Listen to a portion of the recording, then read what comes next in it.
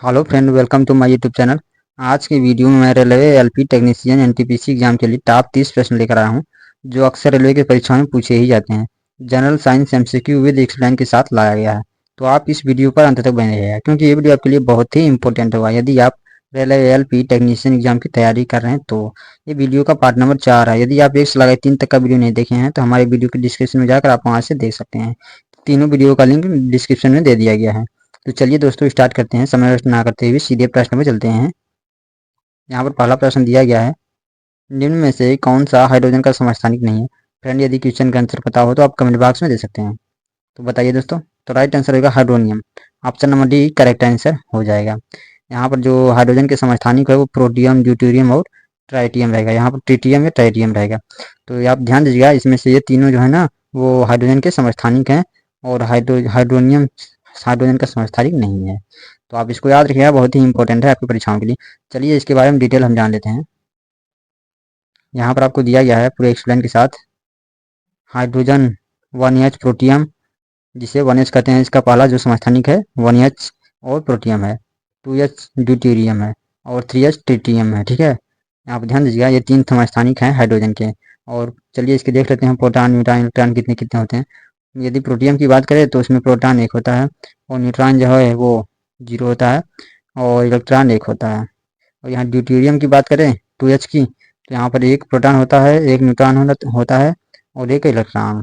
Tritium की बात करें तो एक प्रोटॉन, दो न्यूट्रॉन, एक इलेक्ट्रॉन। ओके फ्रेंड, तो चलिए नेक्स्ट प्रश्न में चलते हैं। फ्रेंड, सभी पॉइंटों को याद रखिएगा क्योंकि यहाँ से प्रश्न पूछे जा सकते हैं। नेक्स्ट है, हाइड्रोजन के रेडियो सक्रिय समस्थानिक को क्या कहते हैं। बताइए दोस्तों। यहाँ पर राइट आंसर होगा ट्राइटियम 3H, जिसे बोला जाता है 3H। ठीक है, तो चलिए इसकी डिटेल देख लेते हैं हम, आपको इसका जानकारी मिल जाएगी। बहुत ही इंपॉर्टेंट प्रश्न है और बहुत बार रेलवे के एग्जाम में पूछे गए हैं। ठीक है फ्रेंड, तो चलिए स्टार्ट करते हैं। यहाँ पर आपका दिया गया है, सबसे स्थिर रेडियो समस्थानिक ट्रिटियम है, ये अर्थात 3H है, जिसकी अर्धायु 12.3 वर्ष है। हाइड्रोजन आवर्त सारणी में पहला तत्व है और इसका परमाणु क्रमांक 1 है। वे तत्व जिनके परमाणु क्रमांक समान लेकिन द्रव्यमान संख्या भिन्न होती है समस्थानिक कहलाते हैं। चलिए आगे चलते हैं। यहाँ पर दिया गया है आपको, हाइड्रोजन के 3 समस्थानिक होते हैं, देख लीजिए। प्रोटियम 1H1, ड्यूटेरियम 1H2 या डी से निर्धारित किया जाता है, और अंत में ट्रिटियम रह गई। तो ट्रिटियम की बात है तो 1H3 होता है या टी। ठीक है, समस्थानिक अलग अलग होते हैं क्योंकि उनमें मौजूद न्यूट्रॉन की संख्या अलग अलग होती है। यहाँ पर आगे बात की जाए, प्रोटियम में न्यूट्रॉन की मौजूदगी नहीं होती है, जबकि ड्यूटेरियम में एक न्यूट्रॉन होता है और ट्रिटियम में 2 न्यूट्रॉन होते हैं। चलिए आगे चलते हैं। आगे है आपका, हाइड्रोजन का सबसे प्रमुख रूप प्रोटियम होता है।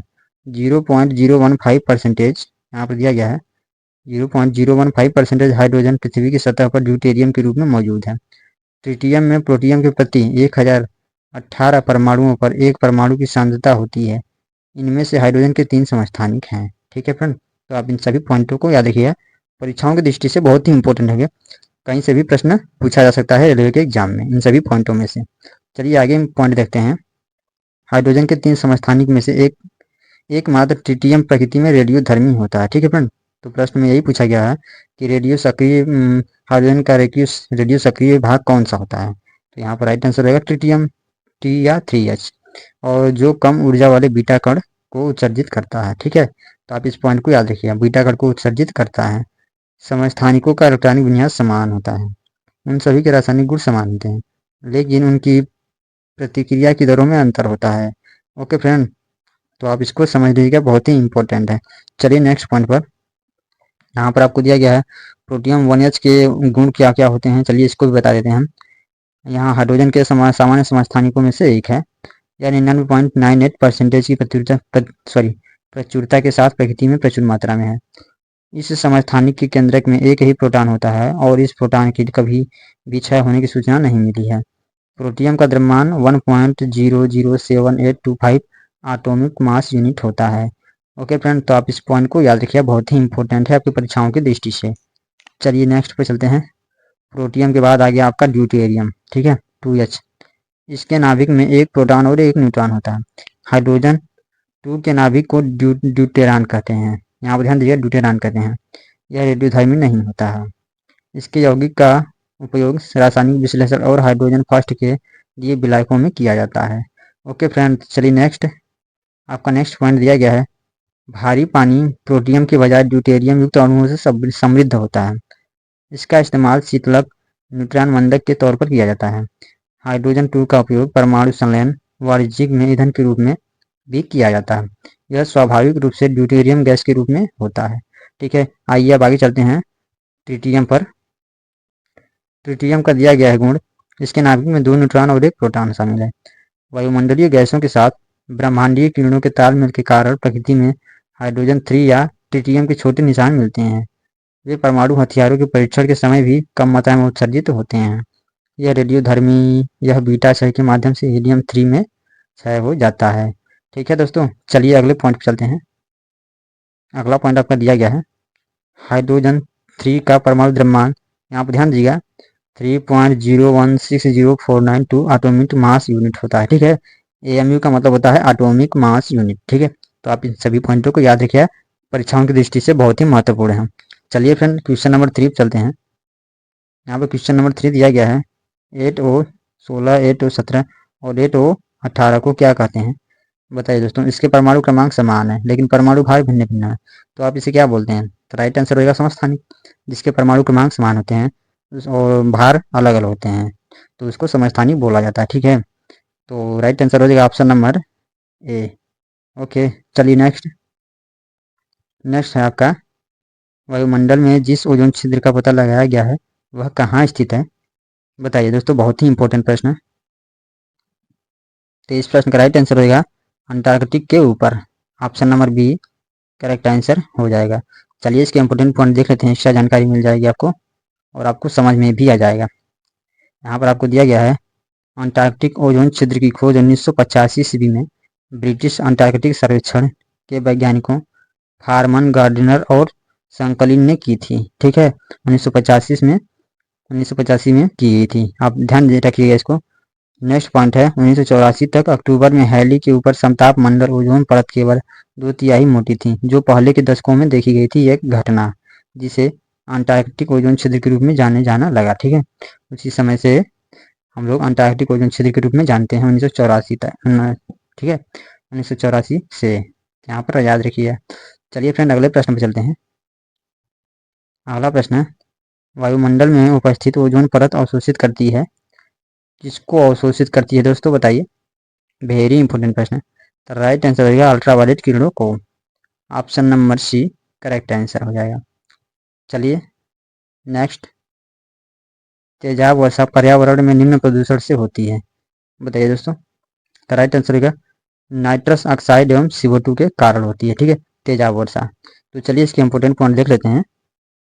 यहाँ पर आपको दिया गया है, जब कारखानों, कारों, हीटिंग बॉयलरों से निकलने वाला उत्सर्जन वायुमंडल में मौजूद पानी के संपर्क में आता है, इन उत्सर्जनों में नाइट्रोजन ऑक्साइड, सल्फर डाइऑक्साइड और सल्फर ट्राइऑक्साइड होते हैं, जो पानी के साथ मिलकर सल्फ्यूरस एसिड, नाइट्रिक एसिड और सल्फ्यूरिक एसिड बन जाते हैं।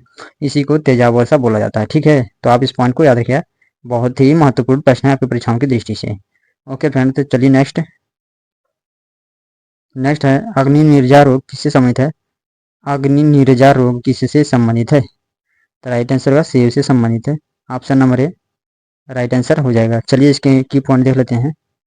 यहाँ पर आपको दिया गया है, यह एक आम और बहुत विनाशकारी जीवाणु रोग है जो सेब और नाशपाती में दिखाई देता है।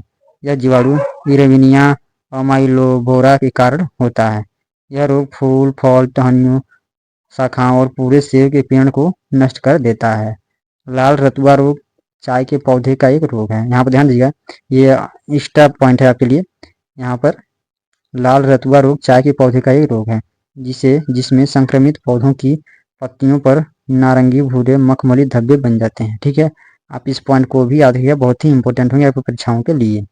चलिए दोस्तों, अगले पॉइंट पर चलते हैं। अगला पॉइंट आपका दिया गया है, टिक्का रोग। टिक्का रोग किसमें होता है दोस्तों? थे टिक्का रोग जो होता है वो मूंगफली के पौधों में होता है। ठीक है, मूंगफली के पौधे में।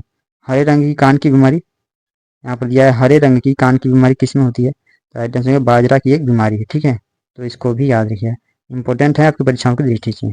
चलिए तब अगले प्रश्न पर चलते हैं। अगला प्रश्न दिया गया है आपका, गन्ने का लाल सड़न किसके कारण बनती है? बताइए फ्रेंड। किसके कारण बनती है? तो यहाँ पर राइट आंसर होएगा काले टोट्राइकल, यहाँ पर दिया है काले टोट्राइकम फैलकेटम। ठीक है, यहाँ पर ध्यान दीजिए, काले टोट्राइकम और फैलकेटम के द्वारा होता है। यह एक क्या है फ्रेंड? यह कवक है। ठीक है, ये फंगस है, ध्यान दीजिएगा, फंगस, इसी की वजह से होता है ये गन्ने का लाल सड़न। Option number A correct answer हो जाएगा। तो चलिए तब इसी के साथ अगले प्रश्न में चलते हैं। यहाँ पर अगला प्रश्न दिया गया आपका, श्वेत प्रकाश जब प्रिज्म से गुजरता है तो कौन सा वर्ड सबसे अधिक विचलित होता है? बताइए दोस्तों। तो राइट आंसर हो जाएगा, सबसे अधिक विचलित होने वाला जो रंग है वो बैगनी है। Option number B correct answer हो जाएगा। चलिए नेक्स्ट है आपका, श्वेत प्रकाश जब प्रिज्म से होकर जलता है तो कौन सा वर्ड सबसे कम विचलित होता है? तो राइट आंसर होगा लाल रंग। लाल वर्ड जो होता है वो सबसे कम विचलित होता है, क्योंकि लाल रंग का तरंग दैर्घ्य सबसे अधिक होता है। ठीक है, यहाँ पर ध्यान दीजिएगा, लाल रंग का तरंग दैर्घ्य जो होता है ना सबसे अधिक होता है, और विचलित बहुत ज़्यादा होता है, सॉरी विचलित बहुत कम होता है। इसी की वजह से लाल रंग का तरंग दैर्घ्य सबसे ज़्यादा होता है। ठीक है, option number A right answer हो जाएगा। चलिए नेक्स्ट पॉइंट है आपका, निम्न में से किसने आणविक सिद्धांत को प्रतिपादित किया? बताइए दोस्तों। तो इस प्रश्न का राइट आंसर होगा जॉन डाल्टन ने। Option number D right answer हो जाएगा। चलिए इसके इंपोर्टेंट पॉइंट देख लेते हैं। 1808 ईस्वी में जॉन डाल्टन ने पहली बार परमाणु सिद्धांत का प्रस्ताव रखा और उन्होंने इस डाल्टन के परमाणु सिद्धांत का नाम दे दिया। ठीक है, 1808 ईस्वी में जॉन डाल्टन के द्वारा, ठीक है, परमाणु सिद्धांत का प्रतिपादन किया गया। चलिए क्वेश्चन नंबर 12 पर। क्वेश्चन नंबर 12 है, प्रोटॉन की ऊर्जा ई संवेग पी वेग सी में सही संबंध क्या है? बताइए दोस्तों। तो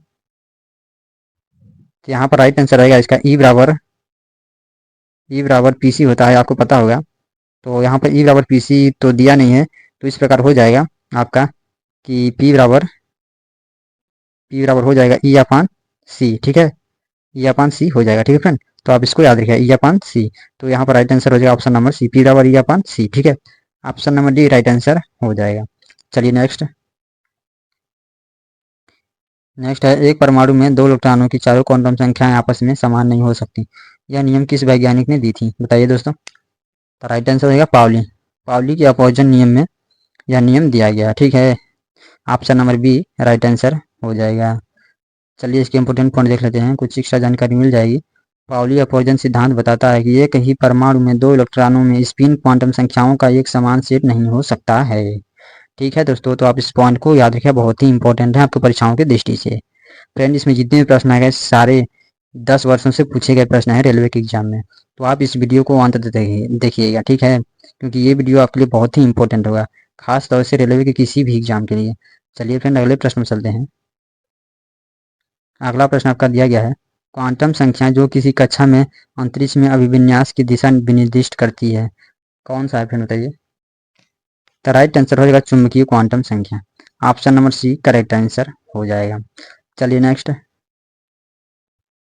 आपका, फूलों और बीजों को विभिन्न प्रकार के आकर्षक रंग प्रदान करता है, कौन करता है फ्रेंड बताइए। तो राइट आंसर होगा chromoplast. Option number B correct answer हो जाएगा। चलिए इसके इंपोर्टेंट पॉइंट देख लेते हैं, आपको एक्स्ट्रा जानकारी मिल जाएगी। यहाँ पर आपको दिया गया है, क्रोमोप्लास्ट रंगीन प्लास्टिड होते हैं, यहाँ पर ध्यान दीजिए, रंगीन प्लास्टिड होते हैं जिसमें कैरोटीनायड वर्णक होता है। वे दीर्घवृत्ताकार गोल सुई के आकार की रचनाएं हैं। क्रोमोप्लास्ट का कार्य पौधों के कुछ हिस्सों जैसे फूलों की पंखुड़ियों, फलों, कुछ जड़ों आदि को रंग प्रदान करना होता है ताकि कीट परागण के लिए आकर्षित हो। ठीक है, तो इस पॉइंट को याद रखिएगा, बहुत ही इंपॉर्टेंट है। चलिए नेक्स्ट प्रश्न है आपका, पत्तियों को हरा रंग प्रदान करता है, कौन करता है दोस्तों बताइए। तो राइट आंसर हो जाएगा क्लोरोप्लास्ट। ठीक है, क्लोरोप्लास्ट के द्वारा ही पत्तियों को हरा रंग प्रदान की जाती है। ठीक है, तो राइट आंसर हो जाएगा ऑप्शन नंबर बी। चलिए नेक्स्ट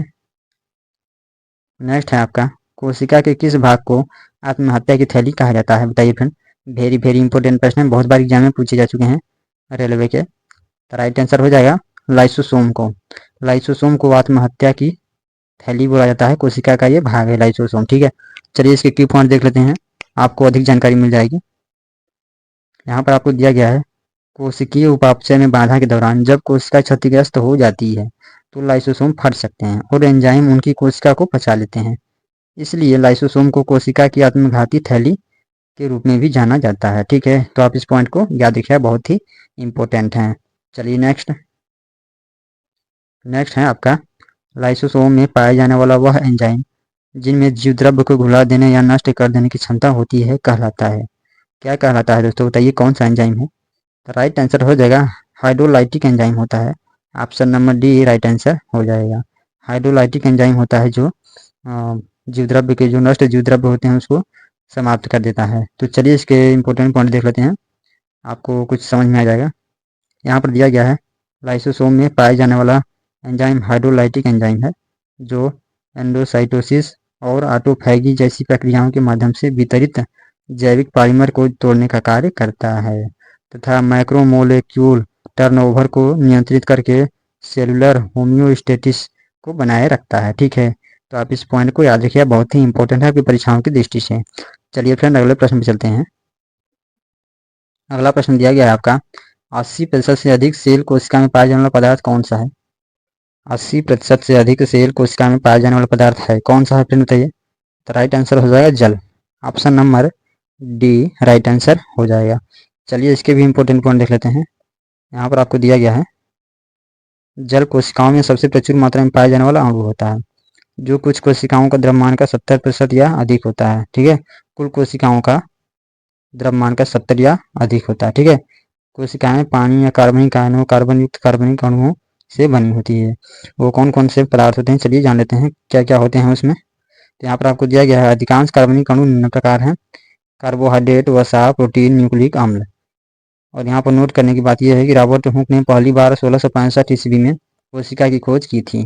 किसमें, 1665 ईस्वी में रॉबर्ट हुक के द्वारा खोज की गई थी कोशिका की। ठीक है, तो यहाँ पर इस पॉइंट को भी याद रखिएगा क्योंकि ये भी प्रश्न बहुत बार पूछे जाते हैं। ठीक है, चलिए नेक्स्ट क्वेश्चन नंबर 20 है आपका निम्न में से कौन एक वाहन प्रदूषण का भाग नहीं है। बताइए दोस्तों, hydrogen, carbon monoxide, nitrogen dioxide, sulphur dioxide. तो कौन सा ऑप्शन बताइए। राइट आंसर है हाइड्रोजन। हाइड्रोजन जो है वो वाहन प्रदूषण का भाग नहीं है। ठीक है, कार्बन मोनोऑक्साइड है, नाइट्रोजन डाइऑक्साइड है, सल्फर डाइऑक्साइड, ये तीनों हैं जो वाहन में प्रदूषण के रूप में निकलते हैं। ठीक है, तो आप ध्यान दीजिएगा, option number A right answer हो जाएगा। चलिए नेक्स्ट क्वेश्चन 21 ऊर्जा के किस रूप में प्रदूषण की समस्या नहीं होती है। तो राइट आंसर हो जाएगा इसका सौर। Option number D. ठीक है, चलिए नेक्स्ट निम्न में कौन अधिकतम ध्वनि प्रदूषण का कारण है। बताइए फ्रेंड, निम्न में से कौन अधिकतम ध्वनि प्रदूषण का कारण है। भारी ट्रक यातायात, निर्वाचन सभाएं, पॉप गीत, जेट उड़ान। बताइए फ्रेंड। तो राइट आंसर हो जाएगा option number D correct answer. Okay, option number D right answer हो जाएगा। तो चलिए आगे इंपॉर्टेंट पॉइंट देख लेते हैं। यहाँ पर आपको दिया गया है वाणिज्यिक जेट विमान निचले समताप मंडल में उड़ान भरते हैं ताकि नीचे के क्षोभ मंडल में होने वाली अशांति से बचा जा सके। चूंकि समताप मंडल की ऊंचाई अधिक है इसलिए इस परत में हवा शुष्क होती है, बादल कम पाए जाते हैं जिससे यात्रा आसान हो जाती है। ओके फ्रेंड, चलिए नेक्स्ट आपका दिया गया है राष्ट्रीय पर्यावरण अभियांत्रिकी संस्थान कहाँ है, कहाँ पर स्थित है। तो राइट आंसर हो जाएगा नागपुर में स्थित है। Option number A correct answer हो जाएगा। चलिए इसके इंपोर्टेंट पॉइंट देख लेते हैं। यहाँ पर आपको दिया गया है नागपुर में राष्ट्रीय पर्यावरण इंजीनियर अनुसंधान संस्थान की स्थापना मूल रूप से 1958 में केंद्रीय सार्वजनिक स्वास्थ्य इंजीनियरिंग अनुसंधान संस्थान के रूप में की गई थी। ठीक है दोस्तों, इसे भारत का प्रमुख और सबसे पुराना संस्थान बताया गया है। यह एकीकृत सरकारी ऑनलाइन निर्देशिका पर सूचीबद्ध एक संस्था है। ओके, तो इस पॉइंट को याद रखिएगा, बहुत ही इंपॉर्टेंट है। स्थापना 1958 में हुई थी। चलिए नेक्स्ट है आपका मनुष्य के शरीर में सबसे लंबी कोशिका होती है। कौन सी कोशिका सबसे लंबी होती है फ्रेंड बताइए। राइट आंसर होगा तंत्रिका कोशिका। Option number C correct answer हो जाएगा। चलिए इसके इंपोर्टेंट की देख लेते हैं। यहाँ पर दिया गया है सबसे छोटी कोशिका माइक्रोप्लाज्मा पीपीएलओ प्लीरो निमोनिया जैसे जीव होती है। ठीक है, यह आकार में लगभग 10 माइक्रोमीटर की होती है। सबसे बड़ी कोशिका शुतुरमुर्ग के अंडे की कोशिका होती है। सबसे लंबी कोशिका तंत्रिका कोशिका होती है। मानव शरीर की सबसे बड़ी कोशिका मादा अंडाणु होती है। ठीक है दोस्तों, तो इस पॉइंट को याद रखिए, बहुत ही इंपॉर्टेंट है। चलिए अगले पॉइंट पे चलते हैं। यहाँ पर आपका अगला पॉइंट दिया गया है मानव शरीर की सबसे छोटी कोशिका नर युग्मक अर्थात शुक्राणु होती है। ठीक है, तो आप इस पॉइंट को याद रखिए, वेरी इंपॉर्टेंट है आपकी परीक्षाओं के लिए।